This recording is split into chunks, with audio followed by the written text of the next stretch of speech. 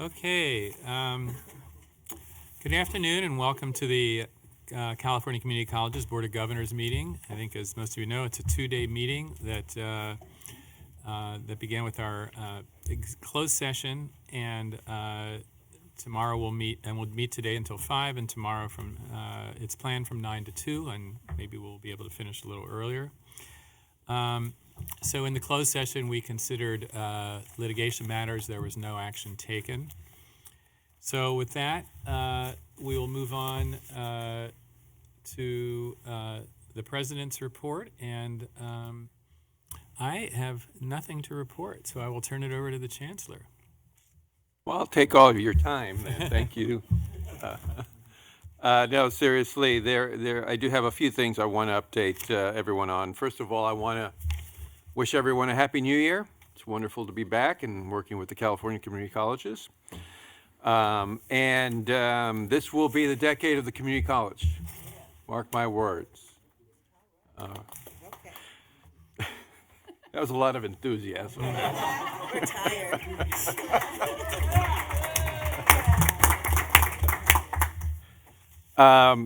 So the first thing I want to do, and I need to do, is thank Governor Newsom on his 2020-2021 budget proposal. I'm sure many of you tuned in to listen to the governor talk about the budget proposal. For the California Community Colleges, the governor's proposal provides increases to support the implementation of the student-centered funding formula. It expands apprenticeship and work-based learning, which is certainly something that's very important to us in the California Community Colleges, and I know that the Board of Governors has been very supportive of. We also have a new statewide fellowship program to promote faculty diversity, so we're very grateful to the governor for recognizing the efforts that the Board of Governors has made in promoting and supporting faculty diversity. We also have much needed assistance for our undocumented students, and of course help to address student hunger, and we hope that we continue to get more help to address students' basic needs and especially student hunger. The proposal represents a very good start for us, but it is a start, and we look forward to working with the legislature and again with the governor when we get to the May revise. A detailed analysis of the budget proposal should have been provided to you. I'm also hopeful that the Board of Governors' priority to increase the amount of financial support that our students get through the Cal Grant system was noted in the governor's budget. While there is no investment at this point, there is a note in the budget that they will be monitoring the work that CSAC, the California Student Aid Commission, is doing to try and reconcile the two bills that are in the legislature to increase support, particularly for low-income students. And so we will be working with the governor and his team, with CSAC, and with our internal constituent groups to continue to press for more aid for our students. I have some good news to report today. We have two individuals that have agreed to join the Chancellor's office, which I'm very grateful of. First, we have our new Vice Chancellor of College Finance and Facilities Planning, Lizette Navarrete. I don't see Lizette in the audience, although I think, Larry, you can represent her for one more day.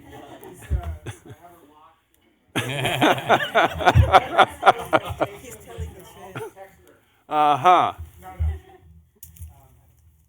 Well, that's okay. I will make sure and recognize her when she walks in, but many of you know Lizette. Lizette has been working on behalf of the California Community Colleges through her work with the Community College League of California, working with Larry and his team. She has been the VP at the League, where she oversees budget and policy advocacy for our 73 districts.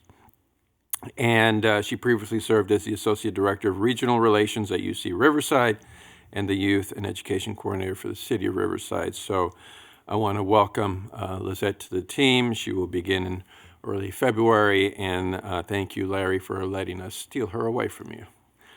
I also want to welcome Dr. Valerie Lundy Wagner. I know Valerie's here. Wave, Valerie. Welcome. Valerie steps into a newly created position, the Assistant Vice Chancellor of Research and Data. And as the name implies, this is a very important position for us because so much of what we're doing relies on the data that the Chancellor's Office receives, the research that we participate in either directly or indirectly through our many partners in the system and throughout the nation. So ensuring that we have the data necessary to monitor student progress is critically important to us. So Valerie, thank you for joining us. Valerie most recently, she served some time as a Senior Research Director of the Community College Research Center in New York. She's also served as an Associate Research Director at Jobs for the Future. Most recently, she's been working at California Competes. She earned her MA at some university called Stanford, which I won't say much about, but she did earn her PhD in higher education at the University of Pennsylvania. I think we also have a U of Penn grad here. Yeah, I just want to know, you went to both UCLA and Penn, as did I, and so I know you're a great choice. So welcome, Valerie. It's great to have you on board. Just a few other updates.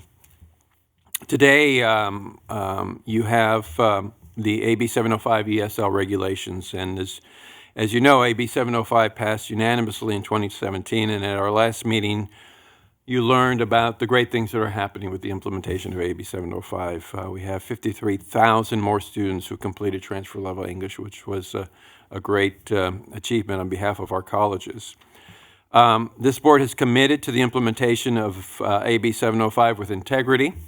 The AB 705 ESL regulations were started by our former Vice Chancellor, Alice Perez, and since her departure, Marty Alvarado, our Executive Vice Chancellor, has been taking charge along with General Counsel Marc Lefortier and the Academic Senate, along with 5C.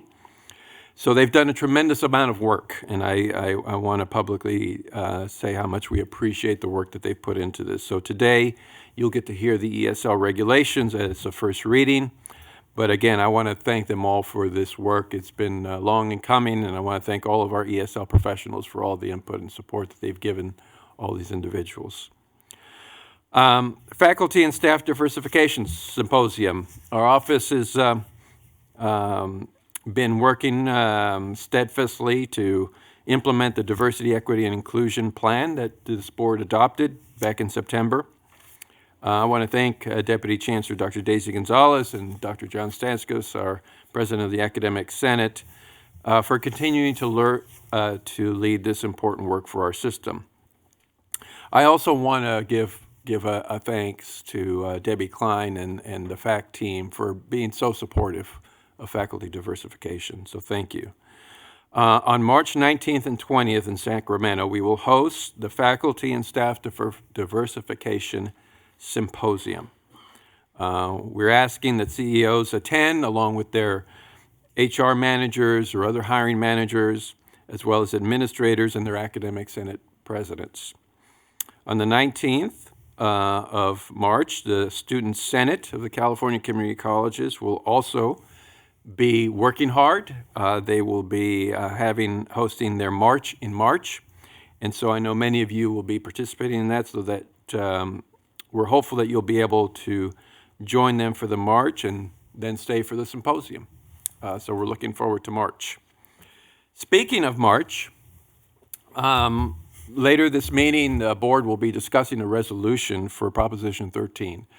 And I just want to take this moment to ask everyone who has any interest in the California community colleges, in higher education, or in public education in general, to take a hard look at Proposition 13, to educate yourself as much as possible on what it means to public education in California.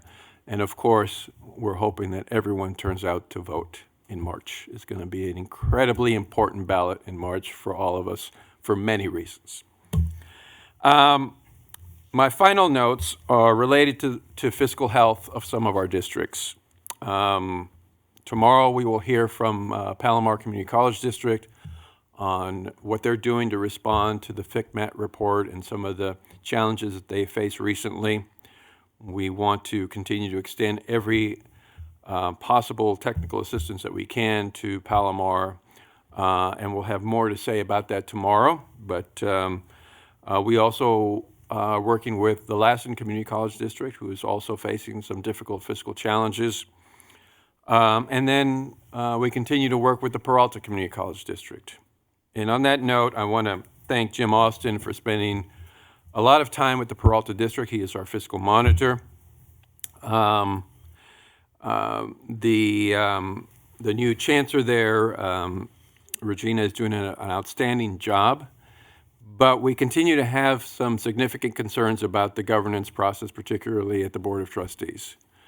And so I have asked, along with Jim Austin, to work with our general counsel to look at the authority that the fiscal monitor has, and if there's any additional authority the fiscal monitor needs to be as effective as possible in supporting the board of the Peralta Community College District. We're at a point where there is growing concern about the direction they're going and the decisions that they're making. And so in March, I've asked the fiscal monitor to come back to the board and to give a report of where they're at. And we'll know whether or not we will need any additional authority from the Board of Governors going forward. And so with that, that concludes my report. Thank you. You did use my time, but I actually, I've been a little distracted this morning and the past week, and I did have a few things I wanted to say as part of my president's report. And first I'm going to do kind of just the basics here is that as a reminder, the members of the public may provide public comment in conjunction with each board discussion on each item, and a written request card should be completed for that. And persons wishing to make a presentation on a subject not on the agenda may do so during the time listed as public forum, filling out a request card.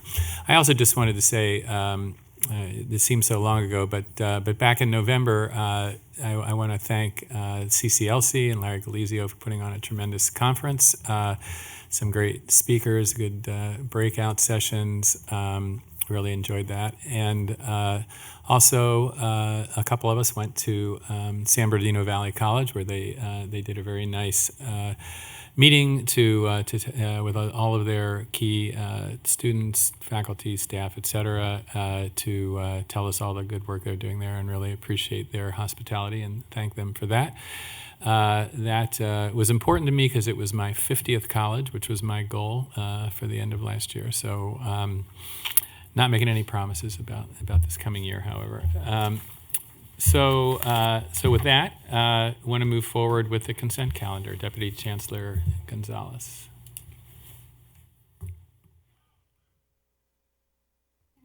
Good afternoon.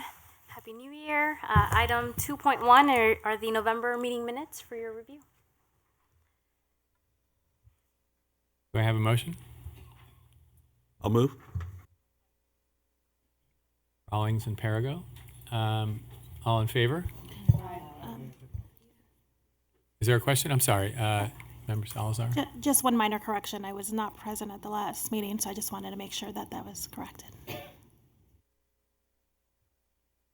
Thank you. All right, so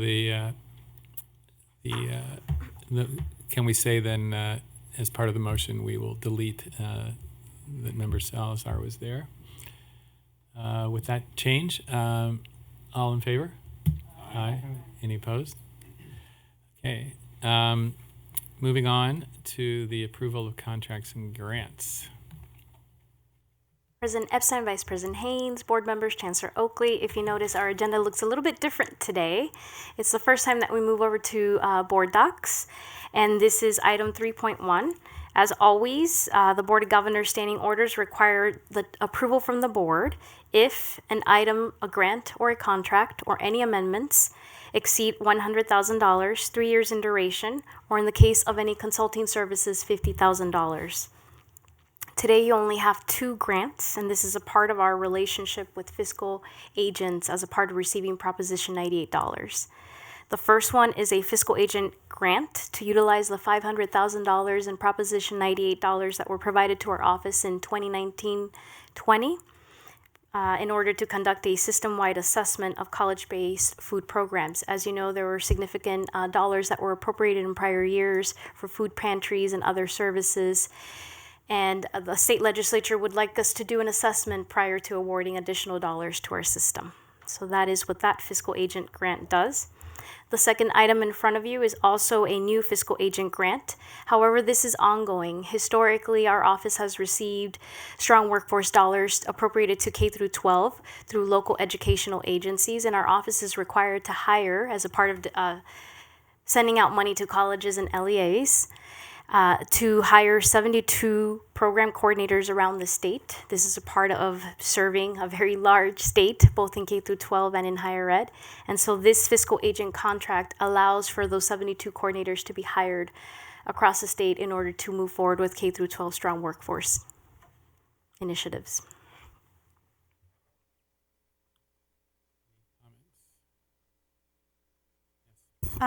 Is the recipient of the funds in item 1 Chabot, or are they involved in some other capacity? So Chabot is a fiscal agent. So these are Proposition 98 dollars. Our agency is not considered an LEA, a local educational agency, so we are not allowed to use the dollars to hire any contractors. So Chabot is essentially like a bank, and then they then serve as an agent that allows us to then hire someone like a research agency like a WestEd, PPIC, any one of those, or an independent researcher to do this work. Great, thank you. Member Hall. Are we asking questions about these items right now? Item 1, for instance, Yes. the Educational Services and Support Division, okay.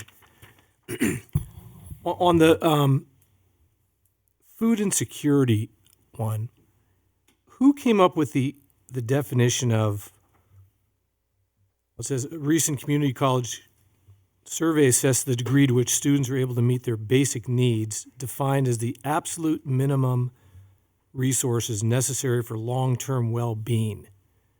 Who came up with that definition? And then found that 50% of the students reported experiencing hunger in the previous 30 days.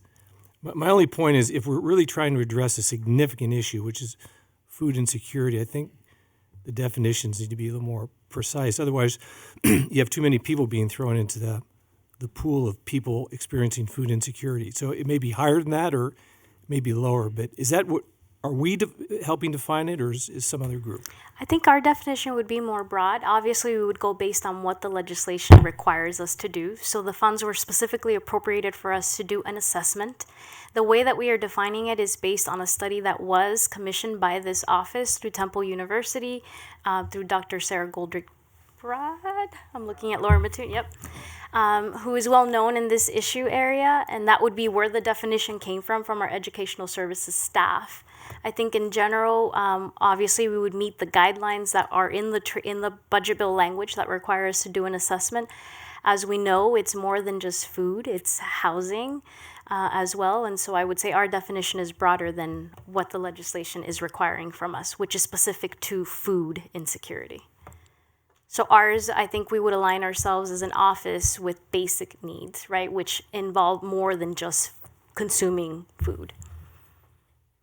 So just to be clear, is this food only or housing too? So the budget bill language requires us to do a study on food insecurity, but the broader spectrum of what we would like to address is basic needs, which includes housing as well. Any other comments? So one thing I want to note for the record that we took the roll call earlier before Member Shaw came, so please note that she's here. Okay, do we have a motion on the Member Perry, second Member Costa? Any other discussion? Okay, all in favor say aye. Aye. Aye. Opposed? Abstentions? Great. Thank you.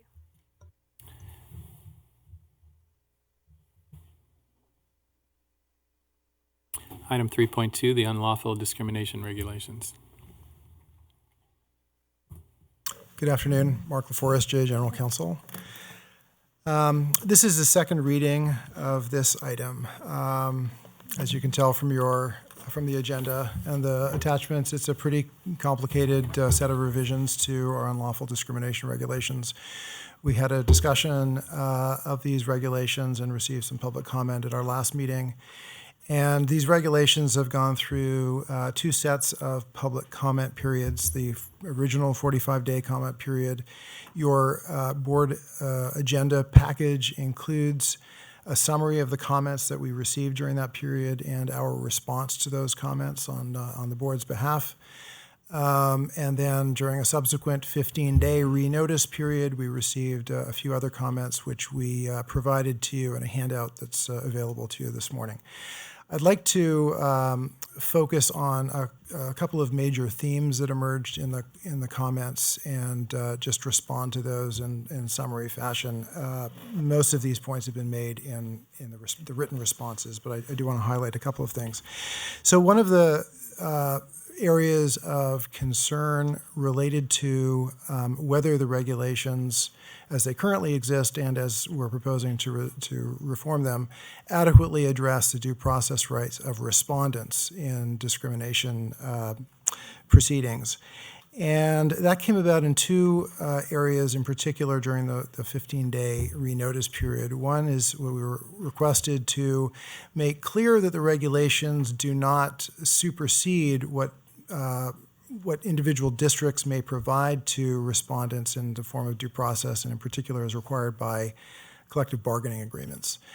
And our approach to the regulations is the regulations would not supersede existing collective bargaining rights.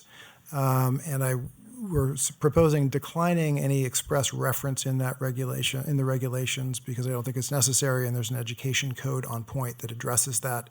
But it should be clear to everyone that the due process rights that are articulated here are really a floor, and districts are free to provide additional due process rights to respondents as they deem appropriate. One of the particular rights that was of concern is that in the regulations as drafted, we would provide a summary or a copy of the investigative report to a complainant at the end of the investigation, but we didn't expressly provide for the same provision of information to respondents. And that raised some concern from commenters. I did some consultation with legal counsel for community college districts, and there was no objection to allowing respondents a copy of the summary of an investigation as it relates to the allegations against the respondent. That's something that colleges routinely do provide. So we have added that to the regulations. We are not requiring colleges to provide the full investigative report because more often than not, that will implicate FERPA rights. And so we would not require districts to provide a full copy of the report.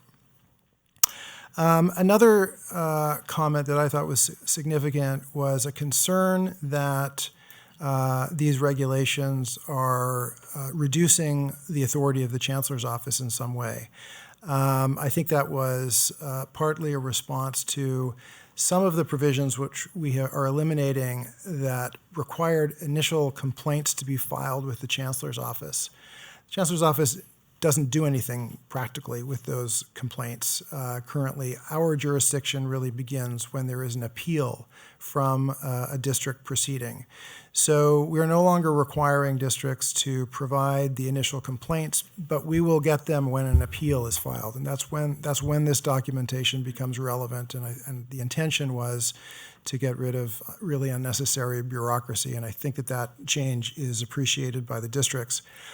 But we also have clarified the authority of the chancellor on remand and focused on the kinds of things that the chancellor's office can look at when we're reviewing an investigation by the colleges. And now we have specified that we do have authority to require districts to go back and look at new evidence. If we believe that there has been a misapplied standard of review or an abuse of discretion by the district, we can remand matters back to the district to redo an investigation if we need to. So I think that That is a significant new authority that I think is important and frankly more likely to be used by the Chancellor's office than an enforcement mechanism that would implicate the finances of the college, which is something we're not likely to use. So I think that's a meaningful new authority for the Chancellor. Another issue that came up was a concern that the regulations would require the investigation of all complaints. We think it's appropriate that when a complaint of discrimination is filed with a district, that it be appropriately investigated. Now, it is up to a district to determine what the scope of the investigation ought to be under the circumstances, and not all investigations will require interviews of hundreds of people, as one commenter suggested. So districts remain with the discretion to conduct investigations that are appropriate under the circumstances. The Chancellor's office also will be able to review those investigations on appeal at an appropriate time.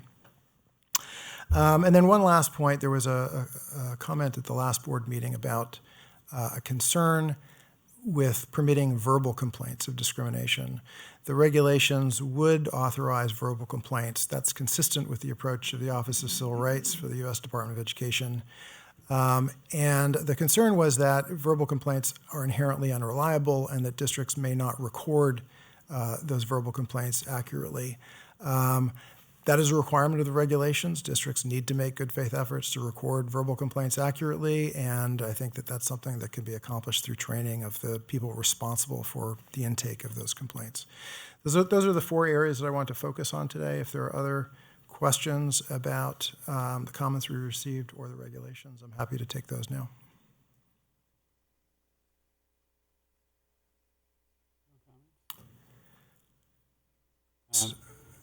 The one thing that I had raised last time regarding the right to cross-examination, and it looks like that was changed to permit indirect cross-examination of the Correct. Plaintiff, and so so that's That's been proved addressed. acceptable with the people who are being consulted on that. Yes. Go ahead, Colin. So I just want to commend you and your staff. These particular, I don't know if we call it a statute or a reg, is very clear now, and it's less ambiguous, and it's easy to follow. And for those of us who are not lawyers, it's helpful to understand what we're supposed to be doing when and how we're supposed to be following what is law. And so I do appreciate that. Thank you. I'm glad it strikes you that way. That was one of the things we set out to do. And you accomplished it, in my opinion. Okay, we have one public comment, Jeff Michaels.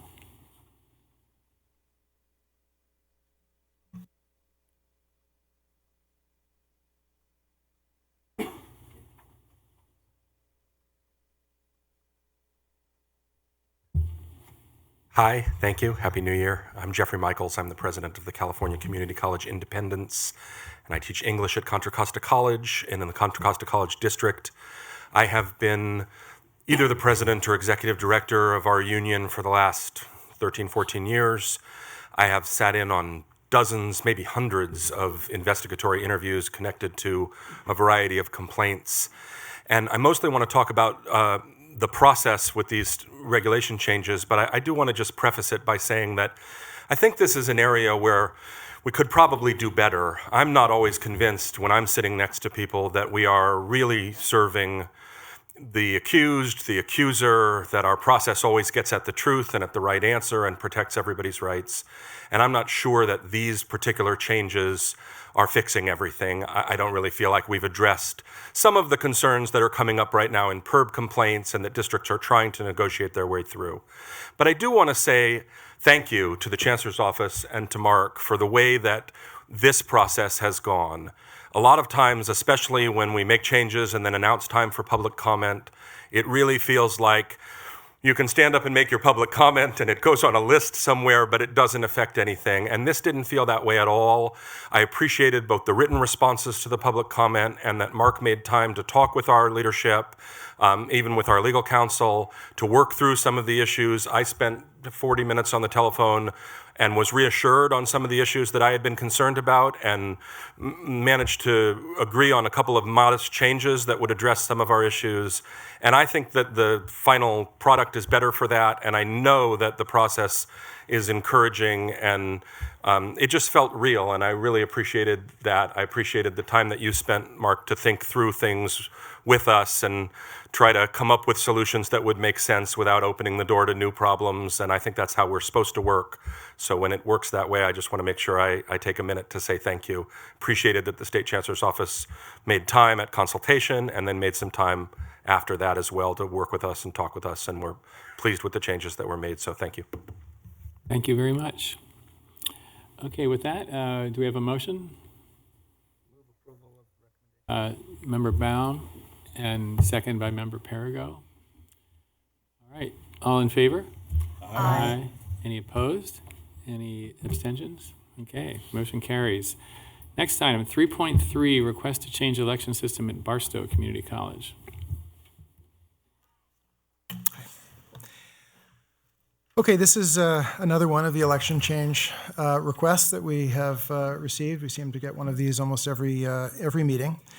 My staff has reviewed the application to change election system and believe that it satisfies all of the requirements of the regulations. I have with me today Alicia Stein-Mains, who is legal counsel to the Barstow District and has been intimately involved in developing this election change, and she is here to address you and answer your questions. Thank you. Good afternoon, President Epstein, Vice President Haynes, Chancellor Oakley, board members. As Mark mentioned, I am legal counsel. I'm outside counsel for Barstow Community College with the firm Liebert Cassidy Whitmore. Just to give a little bit of background of the process for Barstow, in mid-2018, the college decided that it was in the best interest of the community within the district to move from an at-large voting system to a by-trustee area system. The college made the decision to do so after it had watched both the city of Barstow, Barstow USD, and neighboring Victor Valley College go through the process and understood the precedent and the requirements of both the Federal Voting Rights Act and the California Voting Rights Act. And after a series of 4 public meetings, 2 of which occurred before maps were drawn, 2 of which occurred after maps were drawn, at the 5th meeting, they looked at 2 draft maps and voted to adopt one map over the other. The map they adopted was what they're labeling as the green map versus the yellow map. And I'm here to answer any questions that you may have. Thank you. Any questions from the board? Vice President Haynes. So, thank you. So I just want to make certain I understand. So this map that was voted upon is based on the 2010 lines. Is that correct? That is correct. Census, I'm sorry. Yes, Census. the census, yes. And so it, okay, so,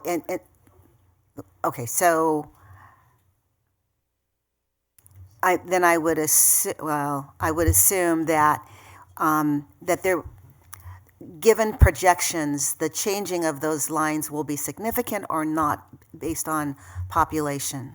So the superintendent and president does not think the lines will be significantly redrawn.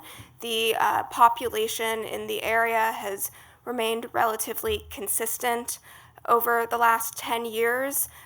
If the population has decreased, it really hasn't been in one trustee area or proposed trustee area over the other, so she does not anticipate significant changes. And so then my other question, it was really hard to look at the map, but it appears that there's a central area, and I'm not certain the city, I guess it's within the city boundaries. So it appears that that these maps were drawn pulling out of a number of the areas population from the central city. And so the question I have, and the reason why I'm asking this, the question I have is that the federal guidelines, federal law, I should say, basically says that you've got to keep communities of interest together. And so was that adhered to relative to the drawing of these lines? And the reason for that particular requirement is so that, from those of us who've had to do some of this, that you maximize those communities of interest, i.e. communities of color, low income, that they will have a voice. And so that's sort of the reason why I'm asking, was that the best, is the green map that we're looking at that was voted on, does that honor that piece? And it's the district's position that it does in directing the demographer that the district hired to provide draft maps. The district asked the demographer to consider several factors, including communities of interest, overlapping school district and municipal boundaries, agricultural areas, social interests in rural and urban populations. The districts that geographically, the trustee areas that geographically look very small on, actually, I think both the green and the yellow maps is pretty much the city of Barstow, and the population is heavily concentrated within the city of Barstow. A lot of the surrounding areas are agricultural areas. There's also Fort Irwin, which is a military base. So the demographer really had to focus on how to divide up the city where the vast majority of the population lives. And in considering the green map versus the yellow map, all of the factors that I just mentioned were considered, and the majority of the board voted on the map that it felt, to the best of the demographer's ability, addressed all of those factors. So I just want to make certain, given the federal law, I understand that there are lots of elements, agriculture, I mean, there's a number of those elements. The primacy one is to make certain that communities of interest, it maximizes their ability to participate in the democratic process. And so that's the reason why I framed it that way. So as long as you're saying that that was taken into account, I'm fine with your answer. Yes, it was taken into account. And if you take a look at, I believe it's the 4th page of the maps, and it breaks up the population based on voting age, it was to the best of their ability. I do want to say we've seen a lot of these maps, and this is the first one for a district that only had 48,000 people living in the whole district. A large portion of the people living in the district are military members on Fort Irwin, and they don't register in the district because most posts are every 2 years, so it may not represent the voting population. Okay, and no more comments. Do we have a motion? Move approval. Second is Member Villalobos. All right, all in favor? Aye. Any opposed? Any abstentions? You're Thank good. you. Okay, resolution, item 3.4, the resolution supporting the public preschool K-12 and college health safety bond act of 2020. Vice Chancellor Feast. Good afternoon. Paul Feast, Vice Chancellor for Communications and Marketing. This item presents for your consideration a resolution supporting Proposition 13, the school and college facilities bond. This measure was placed on the March 3rd ballot through legislation last year that enjoyed widespread bipartisan support before it was signed by the governor. Proposition 13 would authorize $15 billion in bonds for public preschool, K-12, public higher education facilities in California. Community colleges would receive $2 billion, as would UC and CSU. Preschool and K-12 facilities would receive $9 billion. If approved by the voters, the funds would be used to address deficiencies in older buildings, provide safe, reliable, and modern classrooms. These projects are both modernization and renovation as well as new construction, and would address fire, safety issues, seismic deficiencies, as well as critical deferred maintenance issues. California's community colleges have $29 billion in facility needs over the next 5 years, according to our 5-year capital outlay report. These projects have already been approved by local voters and are backlogged for state funding. More than 62% of existing buildings in our system are at least 25 years old and in need of renovation and modernization. About half of all of our permanent facilities are at least 40 years old, and some are contaminated with lead or asbestos and need remediation. The Community College League of California, as well as our foundation, both strongly support this measure. And with that, I'd be happy to try to answer any questions you have. Thank you. Member Parago. I don't really have a question, but I do have a comment that this is, so in 1964, when San Diego Mesa College was built, it was the cheapest community college ever built in California. And they were very excited that they cheaply built this college. And as someone who works at this college 50-some years later, I can tell you, as we're raising a couple buildings right now, we're still dealing with asbestos abatement and all kinds of other issues. So I want to throw my full support behind this and to just encourage everybody everywhere to ask everybody who they know who votes to vote for these measures. The colleges desperately need these upgrades and this attention to their facilities. So I just wanted to make that comment. Thank you. Any other members? Zaragoza. I just had a question. So how do we, upon getting this passed, what schools would these funds go to? Does it turn into grants? There's a pre-existing list of projects that are in the queue that would be evaluated and determined for submission into the state budget. Okay, and do we have access to that, the list of what's needed, like Of the course. projects that are needed? Yeah, it's in the capital outlay report that was Right, okay. recently before this board. Member Baum. The last bond that passed was 2018 or 2016? 2016. And then before that, we went almost a decade, I believe, without a facilities bond for the community college system. Correct. And how much of our needs now are compounded by the fact that there was very little funding statewide for facilities? And does that add to the urgency of this measure? Well, as is noted in the report, there's $29 billion in facility needs that are already identified over the next 5 years. So that is some indication that there has been the amount of bond funds, state matching bond funds that have been available over the last dozen or so years has not kept up with that demand. Yeah, I just know from personal experience being on the board of Pasadena, we had a earthquake a building designated unsafe for seismic reasons in 2008, and that funding did not come through for more than a dozen years later. So I appreciate that. Member Hall? Nope. Okay, we have a public comment, unless there's any other board comment. Larry Galizio. Oh, I'm sorry.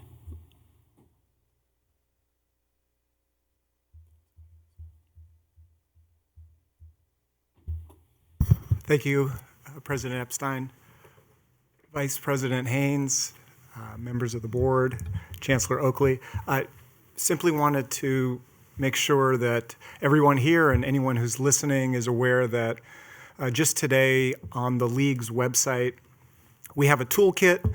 So any of the boards that wish to, want to see a template to pass a resolution, of course, both of the boards, the trustee board and the CEO board of the League, have passed resolutions in support of Proposition 13 because we all know how critical that is. But the toolkit will have frequently asked questions and facts and information and other, we think, helpful information and tools to help students advocating for and everyone. So I wanted to make sure that there was an awareness that, again, that's on the League's website, that toolkit. And the League has made a contribution to the campaign and is going to continue to work, and we hope to work with some of the foundations on some of our districts because it's absolutely so vital. I think most of the advocacy that you'll hear or see on television will be focused on K-12 because the needs there are just as as important, but at the same time, I think the voice of the community colleges and the needs that we have, which Paul has already talked about, and our voice is really critical. So if there's any information or things that we could do to be helpful, we're eager to do this. There's all the attention is focused on the Democratic presidential primary, but we need to make sure that voters are also going down ballot. Thanks. Any other comments? Okay. Do we have a motion to approve? That's Shaw and Anderson. Okay, all in favor? Aye. Any opposed? Any abstentions? Okay, great. OC. Neglected to add that the Foundation for Community Colleges is also contributing to the campaign. So that should be duly noted. Great, thank you. Thank you, Foundation. We see somebody slipped in the back here who missed her grand entrance originally. So the Chancellor, I believe, wants to say a few words. Yes, so as I mentioned previously, our new Vice Chancellor of College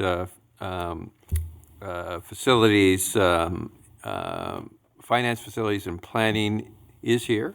So I wish to once again introduce you to Lizette Neverett. Welcome, Lizette, to the team. Thank you.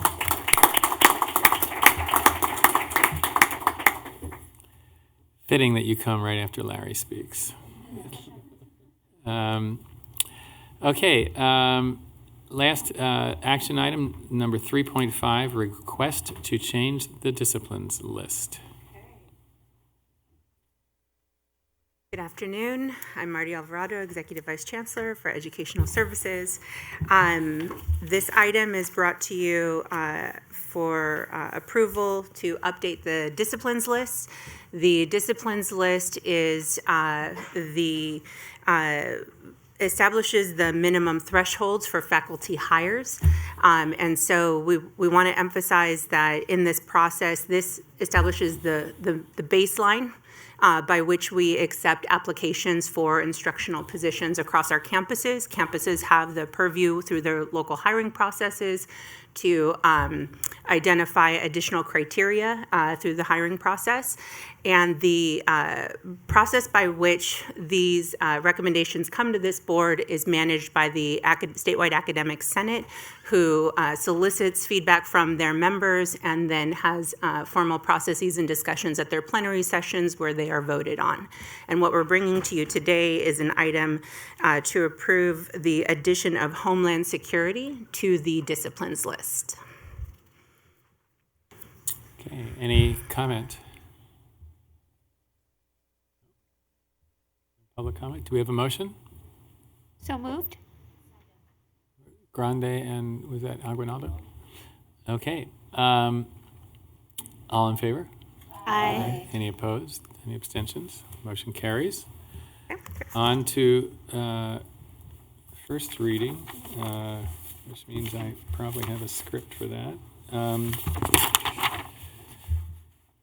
Item 4.1 is a first reading and public hearing for proposed amendments to the regulations governing the reimbursement of auxiliary organizations for contributions received from community college districts. The Chancellor and staff will now provide information on the item. Good afternoon again. George. So you can tell from your agenda items that this is kind of an interesting regulations change with an interesting backdrop. There is a requirement under the law that all contributions made by districts to auxiliary organizations be reimbursed. Following an Attorney General's opinion of a number of years ago, this body designated that 50% of reimbursements by auxiliaries to college districts must be in cash. That was not a requirement of the Attorney General's opinion, which affirmed that the districts must be reimbursed, but it was something that was imposed by the Board of Governors. In our review of our files, we don't know why that 50% threshold was stated. It seems to me that it was an effort to split the baby. Perhaps there was concern on the part of the board that Whereas 100% cash reimbursement had been required previously, it did not want to go all the way and allow any form of reimbursement. And so the network of community college foundations approached the chancellor's office expressing concern, particularly on the part of smaller auxiliaries, that the 50% cash reimbursement requirement was unworkable. And we discussed how to address this, and the approach that this regulatory change would take would remove the 50% requirement and leave to districts to determine for themselves what the appropriate threshold should be, provided that whatever threshold was chosen or whatever method was chosen for reimbursement, it needed to be fully disclosed by the district. So that's the approach taken in this proposed regulatory change. And I have with me George Boudroukas from the network and Yosemite Community College District to discuss the change as well. Good afternoon. President Epstein, Vice President Haynes, Chancellor Oakley, and board members. It's my pleasure to be here this afternoon. My name is George Boudroukas. I'm the Dean of Advancement at Modesto Junior College. Today I represent the Network of California Community College Foundations as that organization's immediate past president. Let me start with a brief story about Modesto Junior College Foundation. I've served as an administrator at MJC for 31 years. That is the alma mater, by the way, of student trustee Alexis Zaragoza.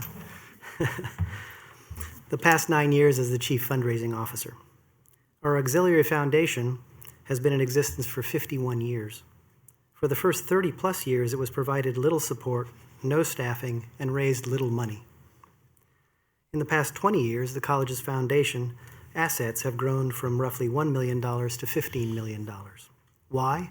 Because the college has chosen to invest in the foundation and its fundraising and friend-raising mission. Each year, our college and foundation negotiate the amount and manner in which reimbursement will be made for staff salaries paid by the district and college general fund. Our intent is that our foundation return as much of the funds raised as possible to benefit the students and programs of the college. This year, the college and district will support approximately $210,000 in foundation staffing costs. The foundation will reimburse salary and fringes to the tune of about $182,000 and will provide $665,000 in support for equipment, program innovation, professional development, student scholarships, student emergency grants, and marketing and promotion of college programming. The language of this proposal states that the reimbursement of the foundation's expenses must continue, but also allows for that reimbursement to be made through both tangible and intangible means as enumerated in the proposal. My college and district have always construed the reimbursement options for our foundation to include scholarships, marketing and promotion, direct student aid, program and professional development support, at least for the last 20 years, when it became a significant fundraising arm of the institution. Some of our foundations in the state, however, are not so fortunate, and districts have required reimbursement in the form of cash payments, which for smaller auxiliary foundations has been a great burden and disadvantage. When this is the case, the foundations are raising money mainly to support their own salaries, thus diminishing their impact on students, programs, and community partnerships. It impedes their ability to grow, as my foundation has grown. The network of California Community College Foundations, with approximately 90 members, CEOs throughout the system, and the Foundation for California Community Colleges stand in support of this proposal. We urge your approval of this regulatory change so that our auxiliary foundations can be provided the flexibility in meeting their reimbursement obligations and allow this decision to be made at the local level. Thank you for your consideration.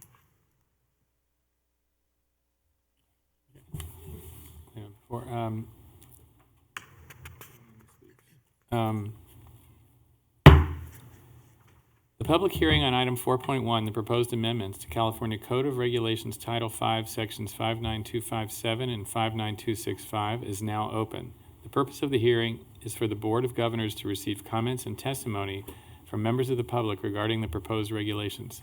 At this time, the floor is open for comments from the public. Are there no comments from the public? Are there any additional members of the public? I guess not. Hearing none, this public hearing is closed.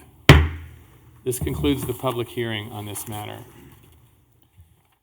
We now can have board comments. Member Costa. So I think the thrust of the policy goal is a laudable one, and I certainly understand that 50% is kind of arbitrary, and that for smaller districts this may be burdensome. But I'm just curious, how would a district decide a good faith reimbursement value of an intangible thing such as increased community awareness? That is a more difficult question, the intangibles. Certainly the tangibles, as I listed those, are easier. And our 655,000 certainly can be measured. The intangibles are more difficult. I would be an example of an intangible. As a 30-year administrator at the college, I'm viewed in the community as one of the ambassadors of our institution, making contacts and connecting on a partnership level with numerous organizations in the community. How does a district put a value on that? It is more difficult. I don't have a direct answer for you on that. I just think it needs to be addressed in the policy itself, because I think it's probably a threshold that can't be met with some of these things. It doesn't mean that they don't have value, but I think it would be hard to assign a monetary value.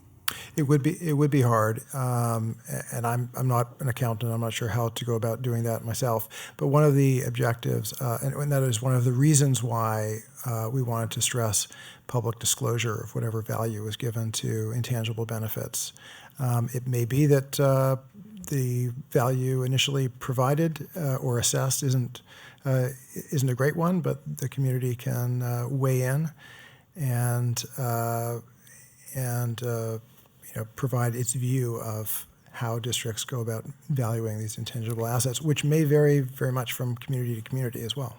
As much as I like subsidiarity, I think you're going to have a problem throughout the state with the same intangible being valued differently across the state. And so, I don't know. We do feel if the tangibles are allowed to be counted in this way, that most, if not all, of the foundations would meet the threshold to pay their fair share. And this is something that ultimately will be left up to the district and the foundation to negotiate. So if a district is uncomfortable assigning certain aspects of intangibles valued or including those among the methods of reimbursement, the district is free not to include them. Member Baum? Again, just so I'm clear on this, so what type of expenses would a district ordinarily charge a foundation? Would it just be for space, other types of support? Are you actually getting salary and benefits through the district? Yes. Our auxiliary foundations, almost all of them, will provide the cost of that staffing, the cost of the facility to the foundation, with the expectation that there is a return or reimbursement by that foundation. So you're the director of the foundation. Is the foundation a separate 501c3? Yes, it is. Right. And so an auxiliary foundation. Yes. But then the personnel costs to operate that foundation might be absorbed by the district. Correct, with the expectation of reimbursement. Right. The issue here is how we reimburse. Right, and the current regulation is that no more than 50% can come from non-cash. I see. So. And the issue is also whether we can count some of the things that I enumerated, including scholarships, emergency grants, promotion, all of those actual outlay of dollars. That has been problematic in some districts. Since you're working for the foundation, are you considered an employee of the foundation or an employee of the district? In our auxiliary organizations, most of them, probably 65 to 70% of the foundations in California, we are district employees. Right, okay. Thank you. Vice President Haynes? So I'm very supportive of this these particular changes, as having served on the Los Rios board for about 10 years. and some of this was not known to me when I came on. And so, especially in the time that, and so I think that these are, as long as we have some accountability on what we are doing on our campuses, or in our districts and on the colleges, I think that's really important. And I want to stress that for a district like Los Rios, we are in a very different position. I'll explain why I think it's important even for places like Los Rios. But in the smaller districts, it's almost nearly impossible, especially with the cost of labor, which is a huge cost. So to have something that allows them to have some funds that push down to the students, that's who we're supposed to be serving. And especially given what our expectations of our colleges to do relative to whether it's pathways work, whether it's assisting faculty to make certain that they get what they need in terms of resources, or whether it's the strategic plan that we are all sort of operating under, and the expectation for outcomes. And I think that when we talk about intangibles, yes, we need to sort of make certain we're recognizing that. But the tangible piece is to what extent is this money flowing down to the students and into the programs that we think are of value, and what are those outcomes? And I think if we can show that picture, we'll go far and above. That's extremely important in my estimation. As I sit on Los Rios's board, I'm always looking at the bottom line. How much scholarship money did we give students? How does that look? What does that look like in comparison to the money we spent on all of these other things? And so I'm always going to side on making certain that we're doing the best. We've just talked about hunger. We've talked about housing. We've talked about emergency. Our students have huge emergencies that we really need to be able to be of assistance to them. And so I think this is a good change as long as we make certain that within the framework of the districts and the foundation that we are sitting down and we're figuring out what that looks like individually based on the needs of the districts. I think we're moving in the right direction. Member Baum. Just to further clarify the point I was making earlier. So you're an employee of the district. Correct. The foundation operates as a separate 501c3. Are you hired by the president and ultimately the board of trustees of the district, or are you managed and supervised by a board of the foundation, the 501c3? I am hired by the president and the board of trustees. Okay, And that's well, the case with probably, I would say, most of the auxiliary foundations in the state. yeah, and then it makes very clear sense to me. Member Perry. I just want to say, support Member Haynes, I'm supportive as well. I mean, there's some challenge in defining tangible versus intangible, but I don't think that's insurmountable. And ultimately, the goal of this to increase the synergy between the colleges and their foundations is laudable, and I think will contribute overall to the vision for success. So thank you for bringing this forward. Yeah, I just, I got to say that I kind of share Member Costa's concerns a little bit. It seems kind of just loose to me. I would hope you'd at least take a look, take her comment seriously, and look into how you might be able to tighten up this language to make it a little more quantifiable and accountable consistently throughout the state. So it just it does seem that it could be abused, I guess, is the way that I look at it, and hopefully we can minimize the possibility of that. So we are not taking any action on that first reading. So thank you. Next item is another first reading, AB 705 as second language regs.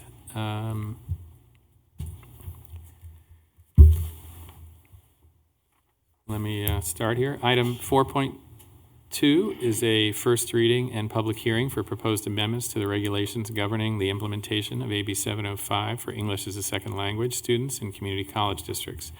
The Chancellor and staff will now provide information on this item. Good afternoon. Again, I'm Marty Alvarado, and I'm joined by my colleague, John Hetz, who has been working directly with the AB 705 ESL Advisory Committee. This item is brought to you for first reading.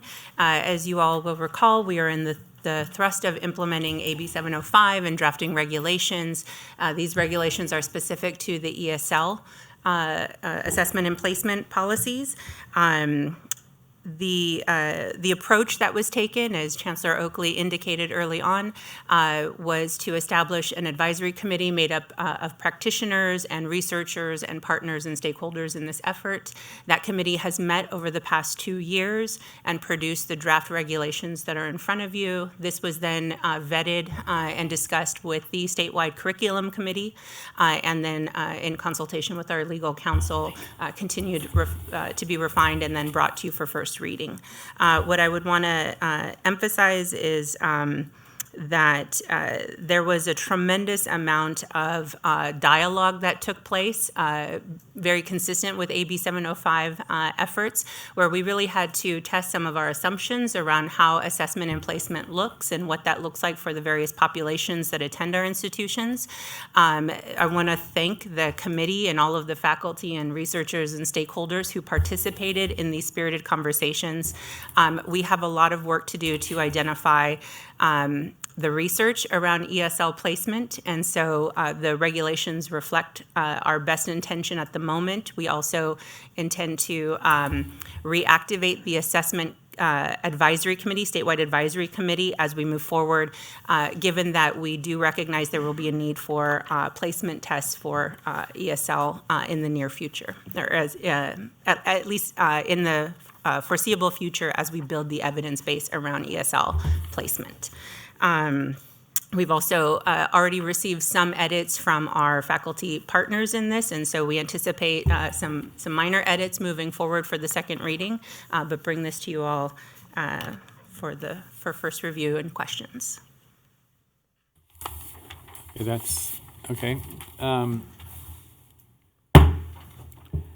The public hearing on item 4.2, the proposed amendments to California Code of Regulations, Title V, adding section 55522.5, is now open.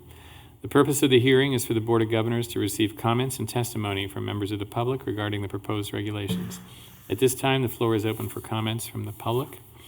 I believe we have quite a few. So I'm going to call you up in groups of 3. So the first 3 would be Sanda Vassell, Valku, Patrick Hogan, and Julie Schultz.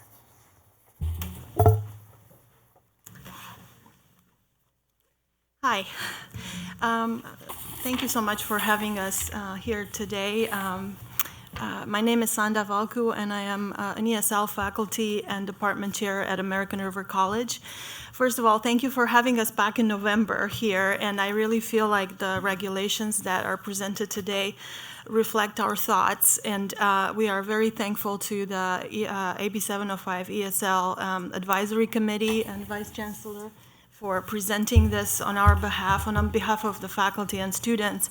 I'm here with several of my colleagues from American River College. I also have a document here with a lot of names from a lot of faculty from across the state, from Northern California, Central and Southern colleges, both in small and large ESL programs that really are grateful and support the regulations. It is really what we have been saying for the last couple of years since AB 705 came along. And we appreciate the thought and the proposal to, especially the language regarding continuing to have assessment instruments for ESL students, acknowledging that they are different from native speakers of the English language. Some of my colleagues will present specific points within the regulations that we strongly support. We also brought a student from our college who has been through our ESL program, who will get a chance to share with you how important it was for her to place correctly within our program. I think we have in the documents that I have with me about 19 colleges and over 25 faculty members speaking and supporting a placement instrument as one of the multiple measures that would allow us to continue to place students accurately in our program. So thank you for having us here today.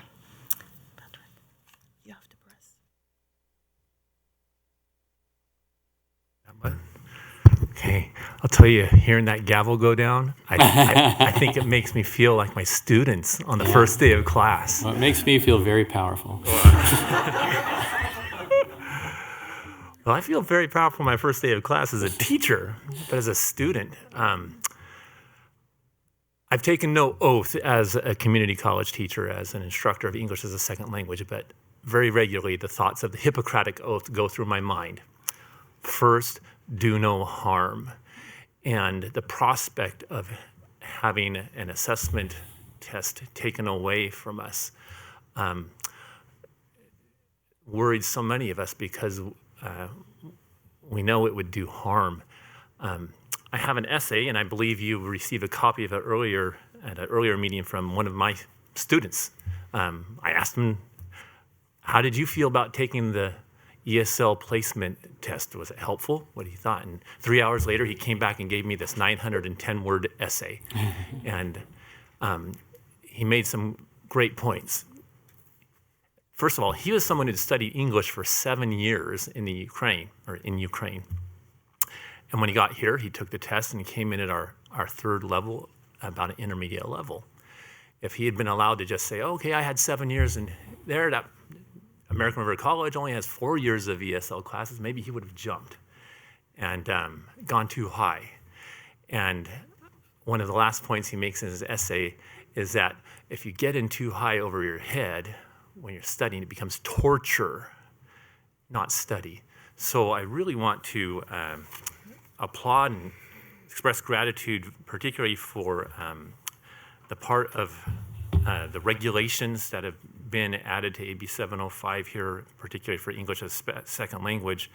It says that Chancellor shall establish and update at least annually a list of the approved assessment tests and instruments for use in placing students in credit ESL courses and guidelines for their use by community college districts. When using an ESL assessment test for placement into credit ESL coursework, it must be used with one or more other measures to comprise multiple measures. And since that committee hasn't been convened in about 5 years, we really need that. So I'm so grateful that that's in here. It's 30 seconds. It will help Alex. It will help so many other students to maintain and preserve their confidence, their motivation, and their desire to learn, because when they don't know what they don't know, and when they get in too high into that area, they want to go fast, but if they go too fast, too high, they crash and they quit. We don't want them to quit. Thank you for helping us keep them going. Thank you. Thank you for having us. My name is Julie Casperson Schultz, and I'm a part-time faculty member at American River College and Sierra College. And another reason we support AB 705, English as a Second Language placement and assessment, the regulations, is because although guided self-placement may be an option for smaller ESL programs, it's not a feasible option for comprehensive large-level programs. In comprehensive large-level programs, where classes are impacted with waiting lists, there is seldom wiggle room to move to find a student's appropriate level classes after the semester starts. In addition, if a student is misplaced, they're taking that seat away from another student who may need that level. Okay. Thank you. Thank you. Beth Versage. Katrina Foley, and Paul Bracco.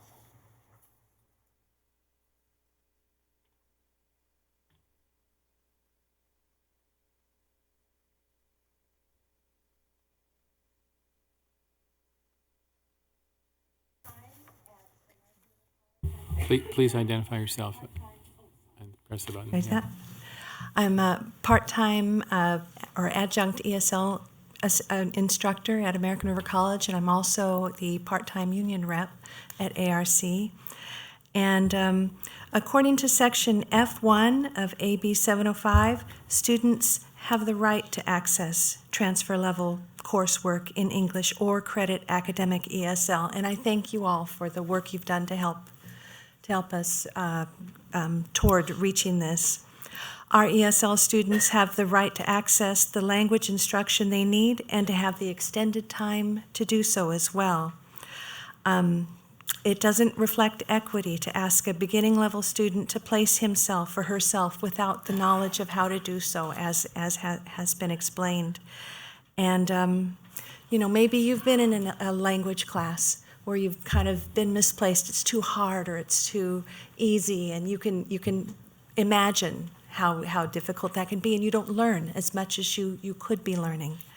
The AB 705 ESL regulations will help our immigrant and refugee students, of whom there are so many in California, to get through transfer level English in 3 years, and this will foster equity and student success. And thank you again for your support.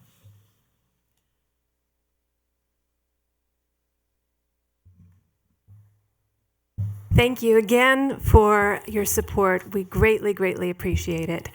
There's been tremendous anxiety, as you can possibly imagine, around how could we possibly organize and manage our programs and give fair and equitable opportunities to our students. One thing I just want to point out, I'm going to just make two little points about your support for the assessment in terms of multiple measures, that the guidelines as they've been presented, that we can use a high school GPA as a multiple measure. Just to keep in mind that these guidelines don't reflect necessarily our population.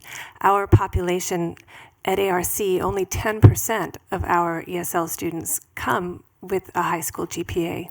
So that means that 90% of our students would not be, it would be a meaningless measure if we were to use a high school GPA. So it's just one reason to remind everyone why we're wanting and needing the assessment as is in these regulations. A little point, another one that I want to make is just to think about timeline. Some anxiety we have is what happens after fall 2020, because that is when currently the assessment measure, the AccuPlacer that we have now goes away, and we need a tool. So we're looking for your guidance in a timely way, since we do have that timeline when we need to know what we are allowed to do. So thank you very much again. Hello, board. I don't know how to address you. I remember Jim Thorpe back in the 1912 Olympics said, "Thank you, King." So I don't quite have the words. I've never spoken in front of a big group like this, except my students, where I feel very comfortable.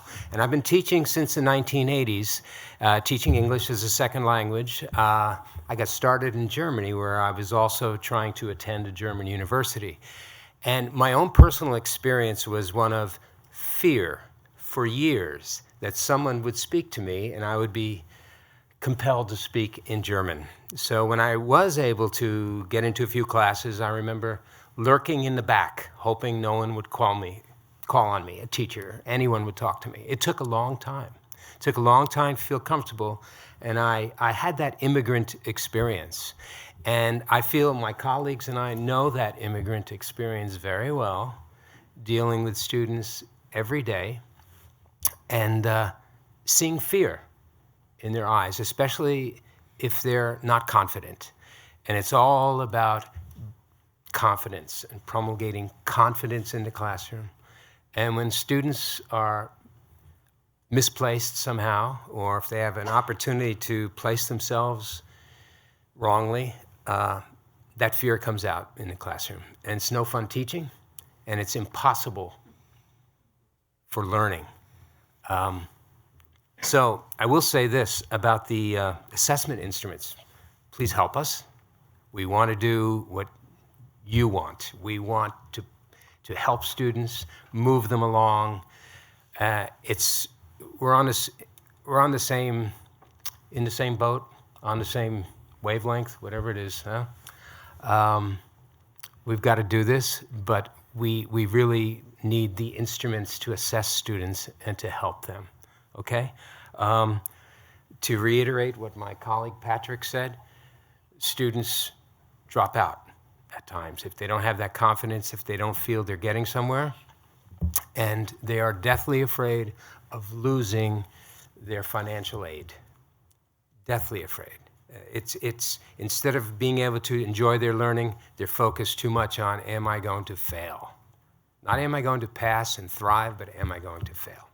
So I've spoken enough. I'd like to introduce one of our students. Ala, if you can come on up here. Ala, you can have my seat. Hello everyone, my name is Ala. I came from Syria. So I came here since I was in my high school. Like I came only a year, like I did my senior high school here. It wasn't that helpful, it was hopeless, it was useless because they put me in a class, English class, which was not based on my level. So I just was going there, sit down, just listening. I didn't learn anything and I get very bad grade. I was almost like, I don't want to keep studying. But then when I moved to study at American River College, I did the assessment test, which put me in the right level, right classes, which also helped me in my regular classes and also helped me to go step by step to know where is my weakness, to work on it, and it support me like in all of my classes. I really support AB 705 English as second language regulation. Thank you. So I just want to make sure you are Ala Shatat? Yes. Thank you.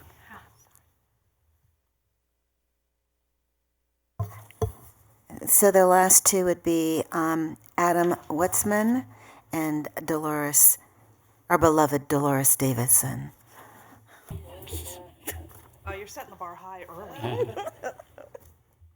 Beloved Adam Wetzman. Yeah, I was just going to say it doesn't mean that Adam's not beloved too. Good afternoon. My name is Adam Wetzman. I'm the past president of the Faculty Association of California Community Colleges, FAC, and I teach anthropology at Rio Hondo College, where I don't believe you have visited. So next time you're in the Los Angeles area, we invite you down, or at least I do, but we invite you down to come and visit. So AB 705 certainly presents a great opportunity, great set of opportunities, and it presents some challenges as well. In the last couple of months, I attended the ASCCC plenary and was in a breakout session to talk about AB 705. And it was very interesting because the comments made by faculty were all over the place. Some saying this is the best thing ever, why didn't we do this sooner? And others have said, wow, it's really difficult and we're really struggling with this. And certainly the data that was just presented, that 53,000 more students have gone through, was it English and math? Or, yeah, just English is great. I suspect that there's also an increased number of students who have not passed the classes, and so we continually need to work on this. And such is the case with ESL. FAC supports its members and all of the ESL faculty who are here and across the state who are concerned with making sure that we're doing the right thing with respect to the regulations for AB 705. So the key point here is to continue to engage faculty. I know that the board will do that and the chancellor's office will do that. The faculty are in the best position to ensure that this body of students has the best opportunity for equitable outcomes. And so continue to engage the faculty and we will have the best possible outcomes in the future. So thank you. Thank you. Good afternoon, Board President Epstein, Vice President Haynes, Chancellor Oakley. I am still not John Stanskis. I am Dolores Davison. I'm the Vice President of the Academic Senate for California Community Colleges. The Academic Center for California Community Colleges wishes to thank past Vice Chancellor Alice Perez and current Executive Vice Chancellor Marty Alvarado for all of their collaboration with the ASCCC and with 5C, the California Community Colleges Curriculum Committee, for all of the work that we have been able to do around the AB 705 regulations, not only in English and math, but now in ESL. We are also very much looking forward to the reconstitution of the assessment committee, and as is our purview, we will serve on that at the chancellor's behest, but we are happy to appoint faculty to that as soon as it is reconstituted, and we will be happy to move forward and continue our work around this to best serve our students. Thank you very much. Thank you.